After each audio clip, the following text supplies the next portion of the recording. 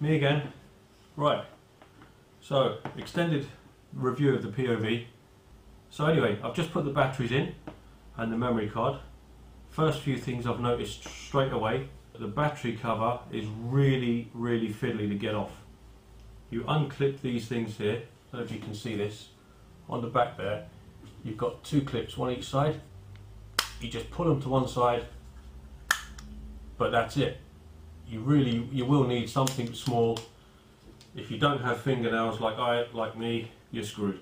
You'll need a pair of tweezers or something small just to get in under that little lip there along the edge and prise it off. Obviously it's on there like that for a reason. This thing is waterproof. You can drop it in a bucket of water and it will just keep recording and not be affected at all. Put the memory card in the bottom there. One thing I did notice is there's absolutely no indication at all of which way around the memory card goes in. It's only because I look down inside the hole and I can see which way the gold pins are facing. So I just shove the memory card in, power it up, and it seems to be okay. Third thing that I find straight away that's not fantastic, I was thinking about this actually before I even opened the box, is that this thing's got a microphone built into the camera cable. Now one thing that worried me was the distance between the microphone and the camera, and whether that microphone, whether you could move it around. You can't. The microphone is fixed in one place and you're looking at about 50 centimeters of cable between the mic and the camera. Bummer that you can't actually move the microphone around. Bloody difficult to make the cable so that you could. Maybe some sort of secondary cable that went along the edge of this one, plugged in separately, I don't know. Maybe that would make it a bit fragile. So I guess that's why they've done that. 50 cent, better to have a bit too much than not quite enough. So anyway, memory card in, batteries in, we're all good to go. First time you switch it on, that is what you're going to see. A black screen because the lens cap's still on. So let's, Jesus, get the lens cap off of there. Video quality initially looks good. Turn the lens the right way up. So let's show you. There's a picture of what you see on the screen, and there is what I'm filming. There we go. There's the little Sony Webby that I'm filming from now.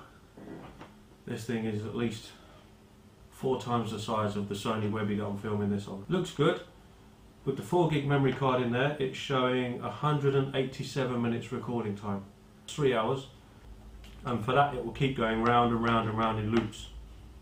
Based on what Svengali was saying about it, this thing will just record endlessly. It keeps going round and round. As it fills up, it starts overwriting the stuff at the front.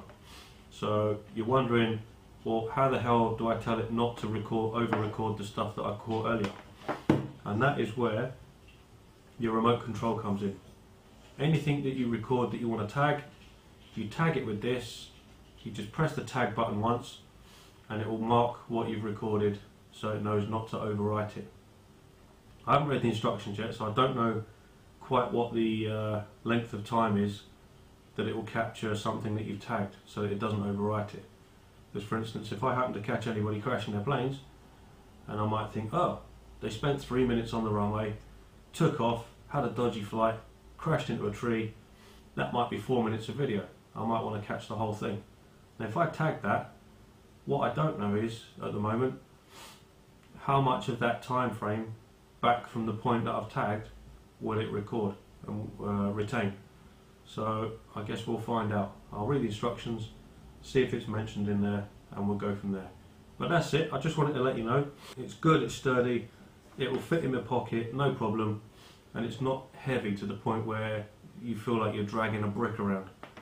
Not like with the first Motorola mobile phone I had 15 years ago. Jesus, that thing was huge. Right, so that's it. I'm going to try and get this thing mounted onto my hat and we'll see where we go from there. If you've got any questions, comments or points, anything at all about this, the POV 1.5 from VIO, let me know and I'll have a look, see if I can't answer them for you. Next part of the review, I shall take it out in the car and take it up to the flying field and see what we can get with it. Till then, see you later.